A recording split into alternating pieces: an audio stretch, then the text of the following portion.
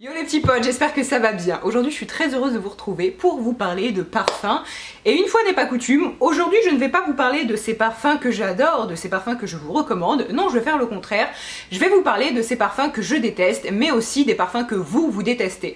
Alors avant toute chose, cette vidéo est bien évidemment subjective. Je vais essayer de détailler au mieux mon avis et de vous dire pourquoi, ou du moins en quelle occasion je ne recommande pas ces parfums. Mais par pitié, si parmi les parfums que je cite, il y en a un que vous adorez, voilà, ne le prenez pas personnellement, puisque d'ailleurs quand moi je vous ai posé la question sur Instagram, j'ai fait un sondage, je vous ai demandé vous les parfums que vous détestiez. Pour certains ce sont moi des parfums que j'adore, donc encore une fois aucun problème de ce côté là. Aussi autre question, comme vous le voyez en fait les parfums que j'ai, je les entrepose derrière sur une espèce d'étagère comme ça, Ikea, et pour la plupart d'entre eux, je vais pas dire tous quand même pas, mais pour beaucoup d'entre eux du moins, en fait ils sont périmés, parce que déjà premièrement, premier conseil, si jamais vous avez des parfums, surtout ne les mettez pas à la lumière comme moi.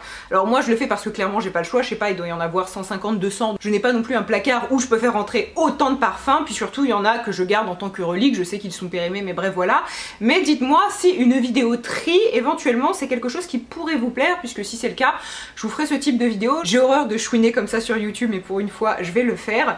En fait j'ai fait une espèce de pause de 3-4 semaines où je n'ai pas filmé, et c'est vrai que ça m'arrive assez rarement, et en fait là tout simplement la raison c'est que les deux dernières vidéos que je vous ai postées, il y en a une qui concernait les piercings, donc ça je peux comprendre que c'est pas une vidéo qui parle à tout le monde, je vous la mets quelque part sur l'écran, mais celle d'avant c'était une vidéo qui traitait d'Insta et de mon rapport au corps, et c'est vrai que c'est une vidéo qui m'a beaucoup plu à tourner, et en fait j'ai été déçue parce que cette vidéo elle a été balancée très peu de fois dans le fil d'actualité de mes abonnés grosso modo, donc je dis n'importe quoi hein, mais pour 10 abonnés il y en a 3 en fait qui ont vu cette vidéo sur leur fil d'actualité, et en fait c'est super dommage, c'est à dire que les personnes à qui cette vidéo a été présentée en général ils ont cliqué, mais comme elle a été montrée à très peu de monde, elle a floppé total, et je dois vous avouer que ça m'a foutu un petit coup au moral, et je me suis dit bon finalement à quoi bon se casser la tête pour que voilà la vidéo ne soit pas vue. Donc si jamais elle vous intéresse, je vous la mets en barre d'infos, je vous la mets quelque part ici. Alors nous allons commencer cette vidéo avec deux parfums masculins que je n'aime pas, et d'ailleurs ce sont en général vous aussi des parfums que vous n'aimez pas, parce que ce sont des noms qui sont quand même revenus assez souvent.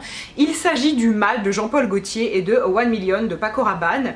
Et mon premier conseil en fait, si jamais vous devez faire un cadeau à votre père, à votre copain, à votre oncle, j'en sais rien, pitié, n'achetez pas ces deux parfums là. Pourquoi?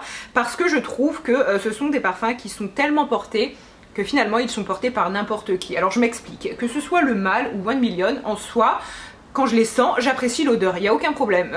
Je vais pas dire que ces parfums puent, c'est pas vrai. Après ils ont un côté très commercial, et justement trop commercial. Au début, le frère de mon copain plutôt, l'a porté, et donc j'adorais l'odeur, et en fait finalement de fil en aiguille ce parfum s'est retrouvé extrêmement porté, et en fait j'ai vraiment parfois senti ce parfum sur des kékés, mais alors des kékés niveau kéké quoi, vraiment le gros kéké, le chef des kékés.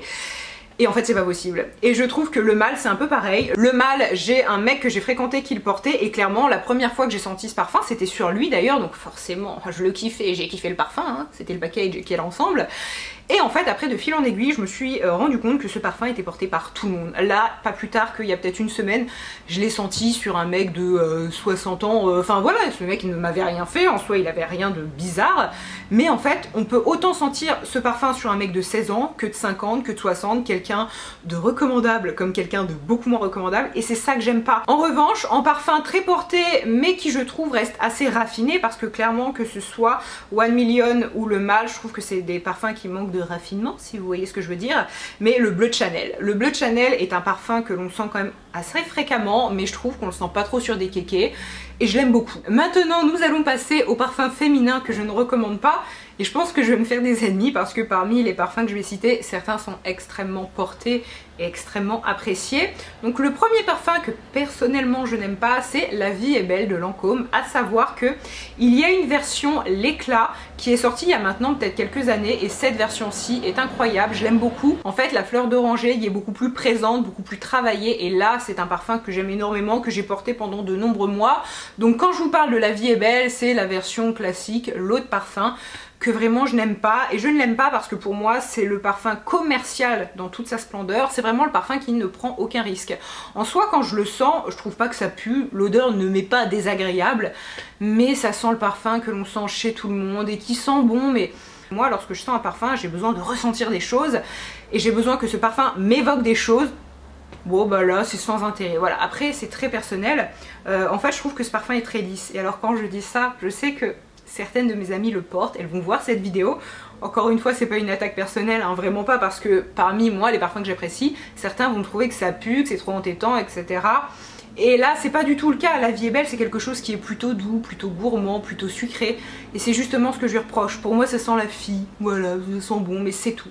Bref, en fait un parfum se décompose en 3 types de notes. Premièrement vous avez les notes de tête, donc les notes de tête c'est tout de suite ce que vous allez sentir lorsque vous sentez le parfum. Ensuite vous avez les notes de cœur. Les notes de cœur en général elles apparaissent au bout de 20 minutes, une demi-heure, 1 heure, 2 heures, ça dépend vraiment des parfums et de leur tenue. Et finalement vous avez les notes de fond, et ça c'est ce qui reste, ce que vous sentez après plusieurs heures. Donc la vie est belle, il est composé premièrement d'orange, donc dans les notes de tête. Ensuite dans les notes de cœur vous avez cassis, fleur d'oranger, jasmin.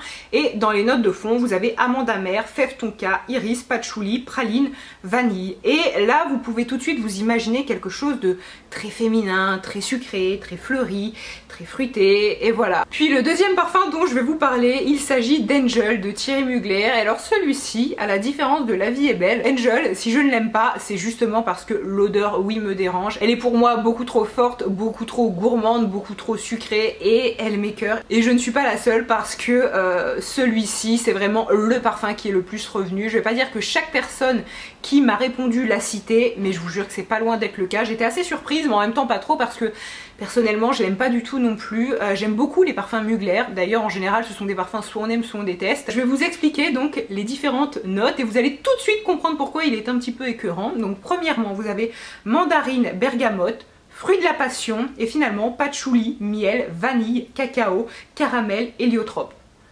Vous imaginez tout ça ensemble, pour moi c'est vraiment un concentré de sucre et je le trouve entêtant, il me fait mal à la tête et je ne l'ai jamais apprécié. Angel c'est le premier parfum qui est sorti de la marque, je pense qu'il est sorti en 92, quelque chose comme ça.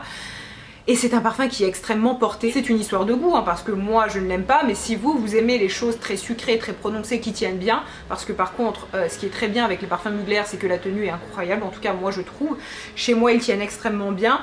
Vous allez très certainement apprécier ce parfum. Puis un autre parfum dont j'aimerais vous parler, donc là encore une fois ce n'est pas l'odeur qui va me déranger, c'est plus ce que le parfum m'évoque, mais il s'agit de Amor Amor de Cacharel. Donc Amor Amor, il est composé premièrement de mandarine, pamplemousse, orange, ensuite pêche, jasmin, muguet, cassis, cerise, et finalement vanille, musc blanc, fève tonka. Et je pense que moi j'apprécie beaucoup ce parfum parce que justement il y a du musc dedans et c'est une odeur qui est chère à mon petit cœur. Mais pour moi en fait Amor Amor c'est un parfum qui est trop connoté années 2000 et jeune fille, et surtout jeune fille. Si vous êtes au lycée, si vous êtes une jeune femme et que vous portez Amor Amor, il n'y a pas de problème parce que je trouve qu'il est très adapté.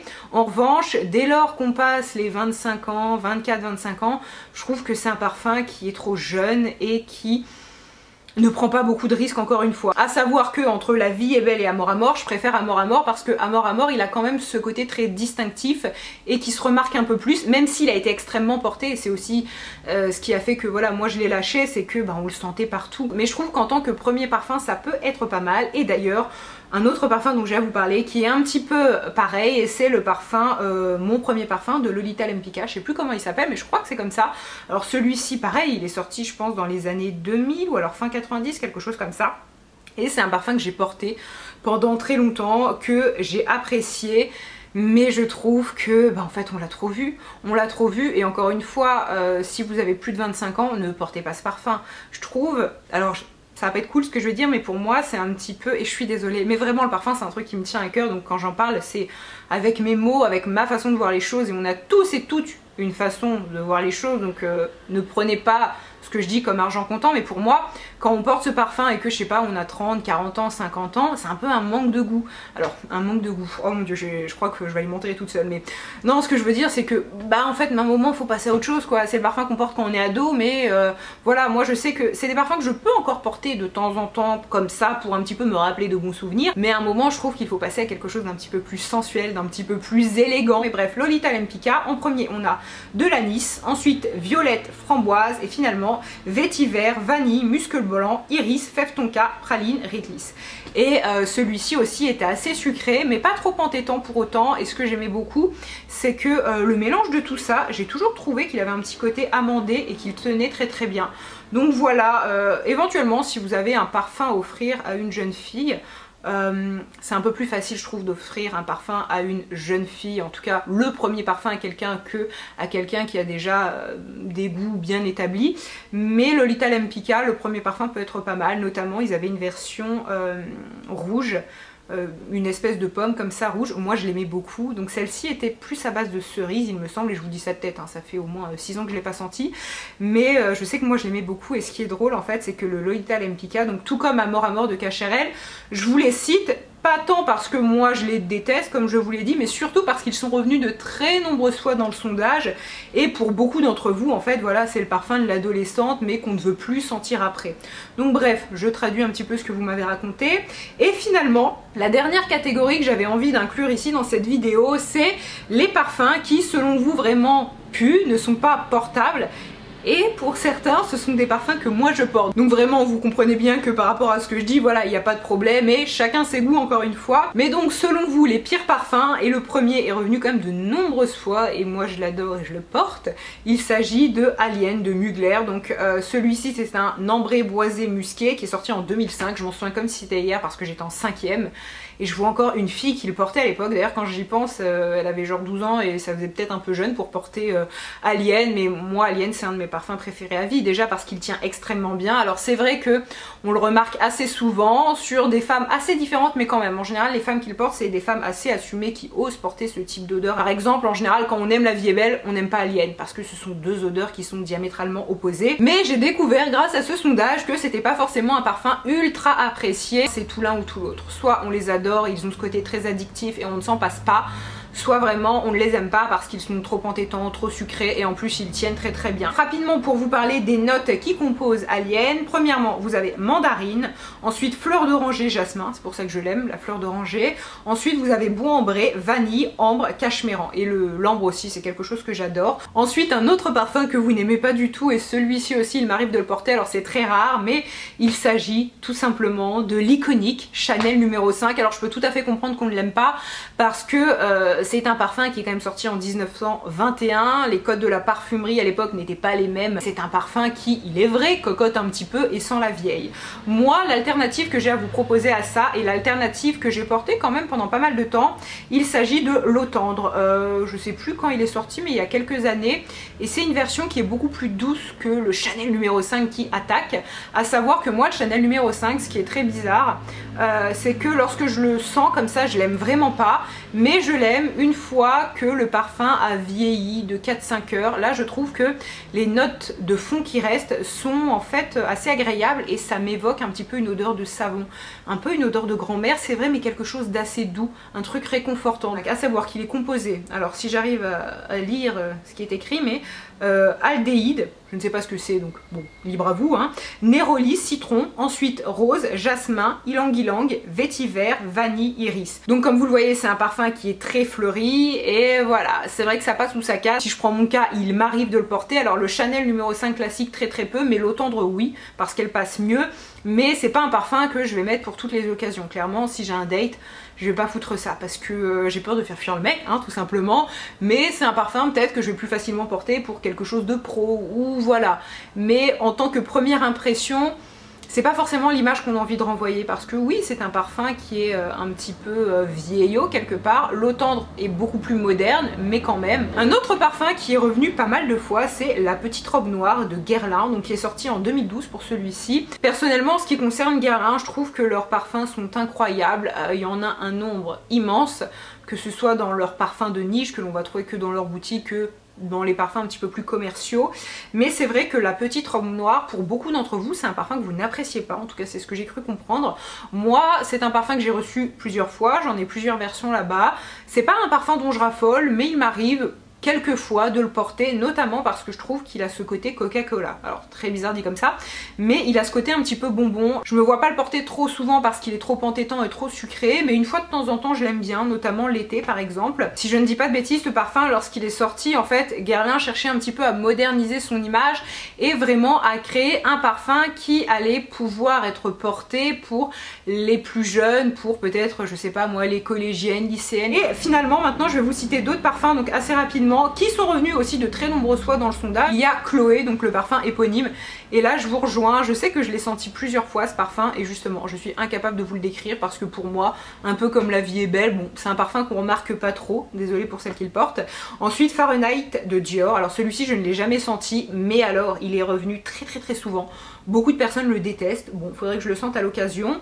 Ensuite il y a Poison de Dior, moi celui-ci je l'aime pas parce qu'il va être trop entêtant, trop fort. En revanche le Hypnotique Poison je l'adore, il a un côté très amandé aussi et je le trouve incroyable, il tient très bien. Et celui-ci je sais que je le portais lorsque j'étais en 3e, donc j'étais un peu jeune pour le porter, mais c'est là que je me dis qu'en fait j'ai toujours eu un goût pour les parfums très prononcés. Et ma vidéo est finie, j'espère très sincèrement qu'elle vous a plu, qu'elle a pu éventuellement un petit peu éveiller votre curiosité à aller sentir ou pas d'ailleurs des parfums. Bref, sur ces bonnes paroles, je vous embrasse et puis je vous dis à très bientôt. Bye!